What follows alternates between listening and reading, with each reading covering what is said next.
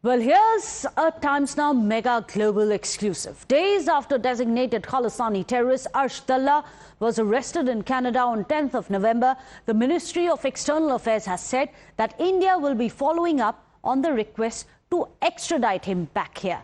Well, Indian agencies, meanwhile, have requested the Canadian government for Arsh Dalla's provisional arrest in July last year, but Canada has already declined in. However, the MEA has put out this statement that we are getting for you. The MEA in its statement has said that his criminal record in India now expects that he will be extradited or else he is going to be deported to face justice in India. It has given out this statement saying we are aware of the reports of the arrest of Arsh Dalla in Canada. Remember, he was arrested last month. We understand that Ontario court has listed the case for hearing as well. Now, we are prohibited to get you the details of the hearing. However, the External Affairs Ministry has said that our agencies will be following up on the extradition request for Arshdeep Dalla. This is the man on your screens who is wanted for over 50 murders in India for terrorist acts as well as terror funding. Well, the Canadian police, meanwhile, has arrested Arsh Dalla for a shooting that has taken place in Milton Town, which happened last month. However, just hours later, India has said that it wants Canada to either deport or to extradite India's most wanted terrorist, Arsh Dalla. In fact, the Canadian councils have also moved an application seeking a total ban on publication and transmission of the court proceedings involving Arshdeep. In fact, after the application was moved, an Ontario court has also ordered a ban on media reporting the details of the trial which pertains to India's most wanted terror fugitive. Well, as per the Ministry of External Affairs, Arsh Dalla is a proclaimed offender in over 50 cases of murder, of attempt to murder, of extortion, of terrorist act. We're listing out all the details that we know about what really is Arsh Dalla all about and where is he from. Remember, he is a known aide of Hardeep Singh Nijjar as well, who was shot dead in Canada a few months back. He's also the de facto chief of Khalistan Tiger Force, which as per India is a terrorist organization which is funding terror in India and also carrying out hits in India. He's also a proclaimed offender in over 50 criminal cases in India. Some of them are that of murder. There are cases of extortion against Arshdeep Dalla and, of course, terror act cases all against him, which is why he is in India's most wanted list, which is something which has been shared with Canada. In 2023, Arshdeep was in fact designated in India as an individual terrorist. He is tagged a terrorist by the NIA, the National Investigative Agency, in May 2022. There was a red corner notice also which was issued against him. And this was after he was, and later after he was designated in India as an individual terrorist by the NIA. In fact, Times Now has also, remember, previously reported on India sharing a wanted list of Khalistani terrorists with Canada, which also carried the name of Arshdeep Dalla, a known associate of Nijjar. In fact, this is the files of Arshdeep Dalla that we are getting for you, the entire details that India had put in a dossier and had shared with Canada as well. This is India's dossier on Arshdeep Dalla that you can see on your screens. Times Now, remember, had exclusively accessed all the details on Arshdeep Dalla's dossier, the papers, the files on him.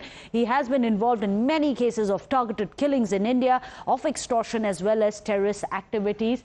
And this is the entire case files that Times Now managed to access for you.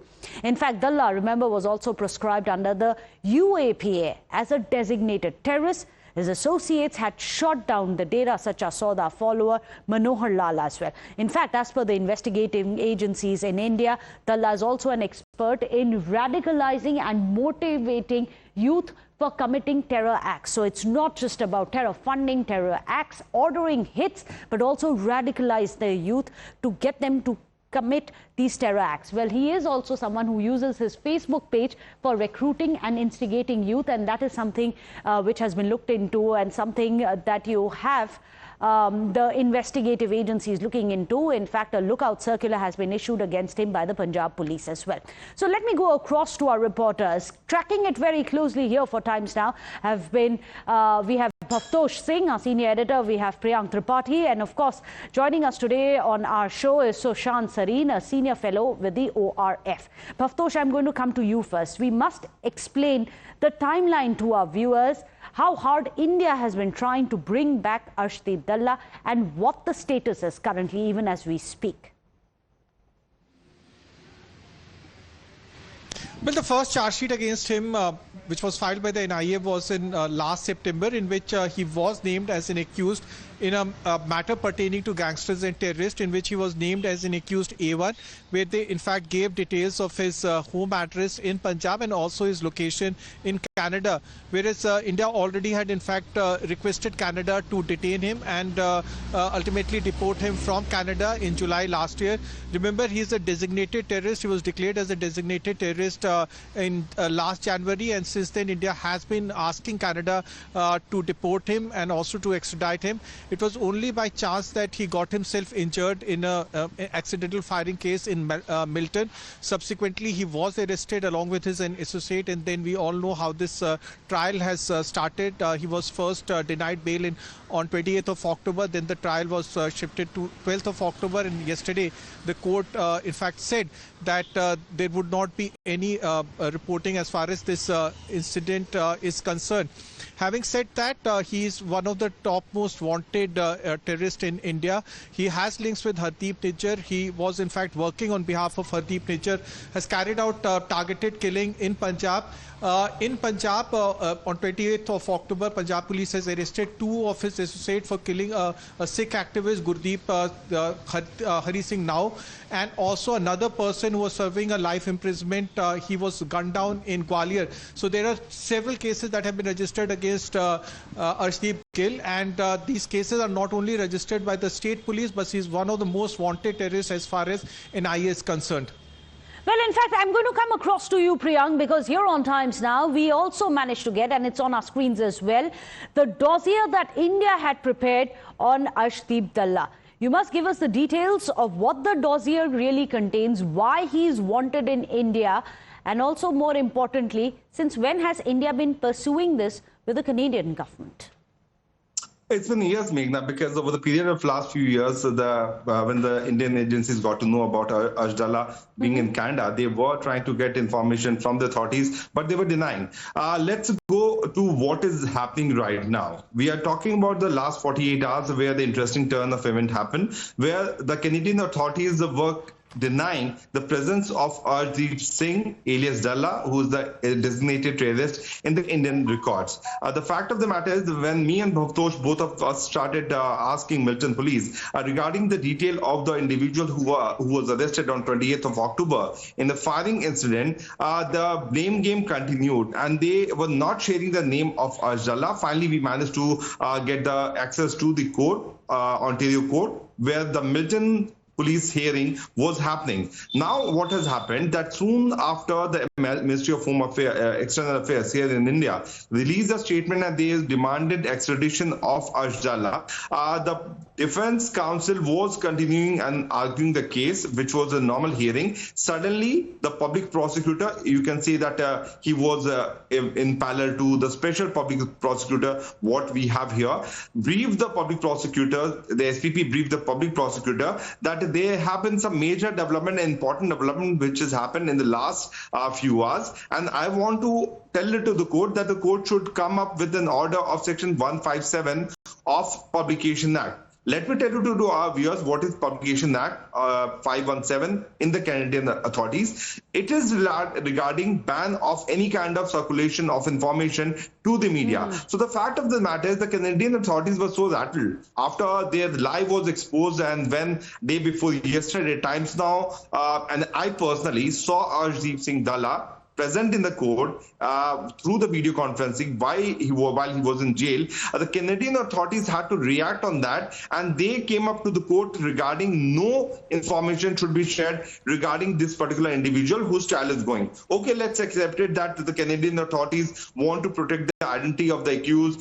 They want to give a fair trial. That's why they are not naming Arsh Dalla. Then what about those three individuals who were arrested a day before and a night before after Arsh Dalla was arrested? Let me quote from the police statement of the Milton Police, Meghna. The person's name is Trevor. Second person's name is Abdul Wahab. The third person's name is Michelle. But the missing link is Arshdeep Dalla and his associate, which clearly shows that there has been a clear attempt to shield his presence there in Canada. That's why the authorities came up before the court, and the court was very well in the position to grant the permission to the Canadian authorities so that no information should go to the media. So what is the Canadian authorities trying to hide in this particular case? If you look at the statement which came out from the military police day before yesterday, they are quoting presence of carbine rifle which has been recovered, but they are not naming that who was this particular individual who was using this carbine rifle. Then you go to what has happened in Toronto,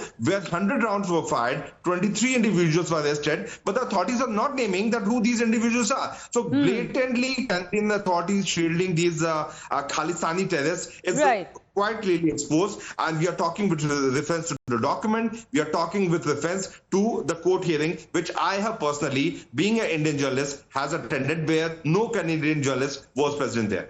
Absolutely. Times Now, our reporters, Bhavtosh as well, Priyank, they've done their job. They tried to get us the details. However, they've been blocked, actively blocked from reporting on the trial which is happening in Canada.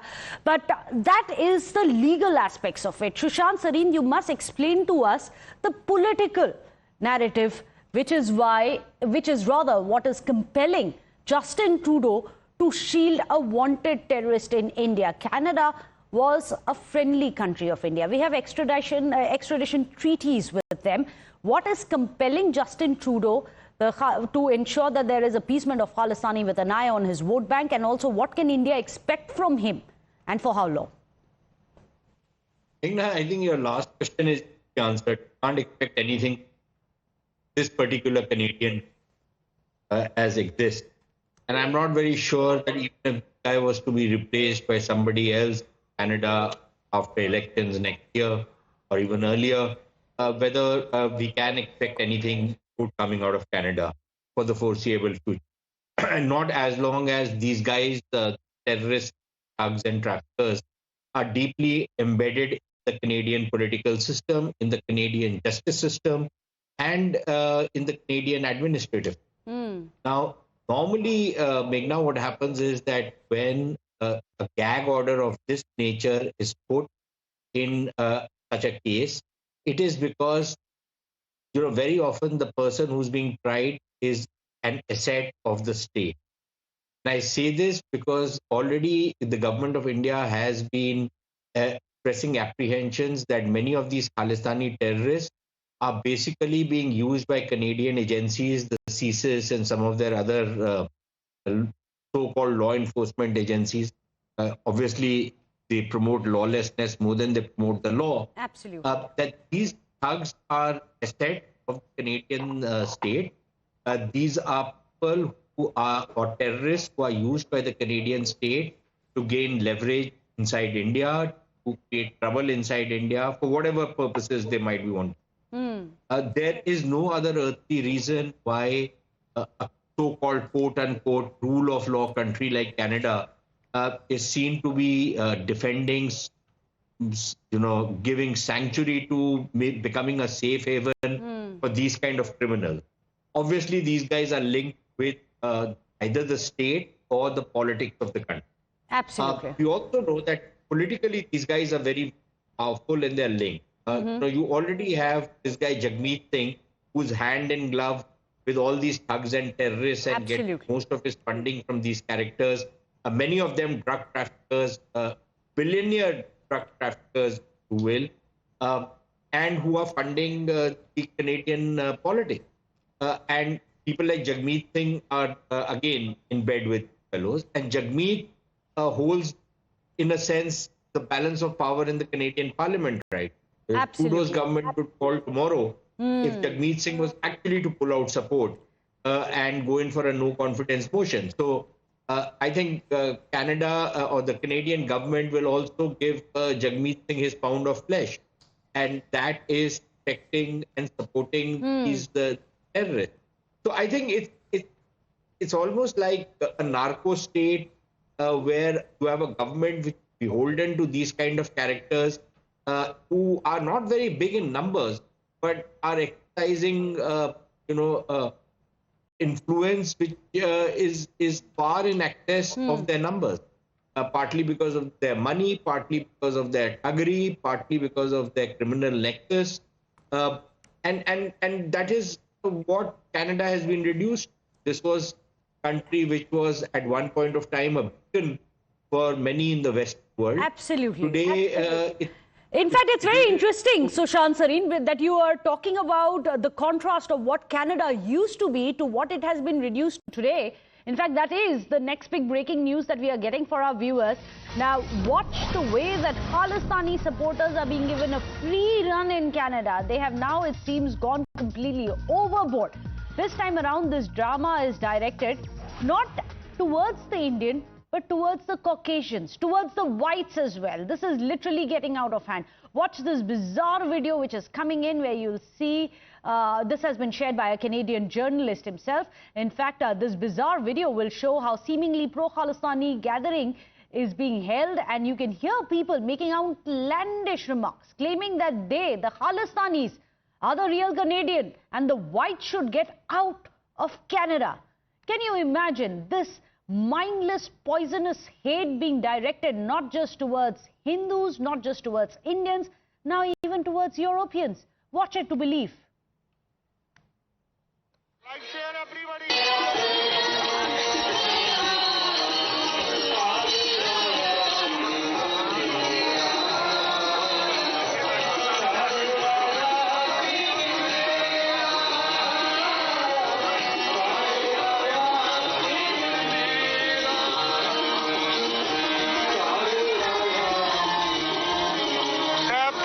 Like share करी चलो, like share करी चलो, like share करी चलो, please everybody like share, tap tap, everybody like share.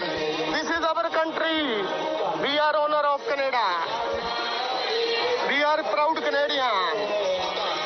Like share everybody, like share. Hello Portia, like share. This is our country. We are owner of this country. We are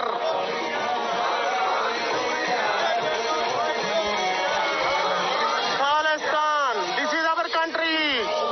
You are from Europe. We are owner of this country. Go back to Europe. Go back to England. Deport our England people. You go back to Europe. You are not Canadian. We are Canadian. This is our country. You are invaders. We are native Indian. You go back. Go back. You white people, go back to your Europe. Go back to your England. We are owner of this country. We are the owners of this country is what this Khalistani man that you can see, a Khalistani supporter, is saying. I'll just go across to Pradeep Datta also, who's joining us, our senior editor. A quick word from Sushant Sareen before that. Sushant Sareen, you can't breed snakes in your background, expect them to only bite your neighbors. I don't know why we are getting so het up about what these guys said. What they said was the truth, right? They own the country. That less than look, the Sikh population in Canada is about 2%. Almost 80% of the Sikhs don't support them. Many of them probably, even if they are seen in their company, it is because of their thuggery and because of their criminal intimidation, which is sanctioned or which is looked away by the Canadian state authority.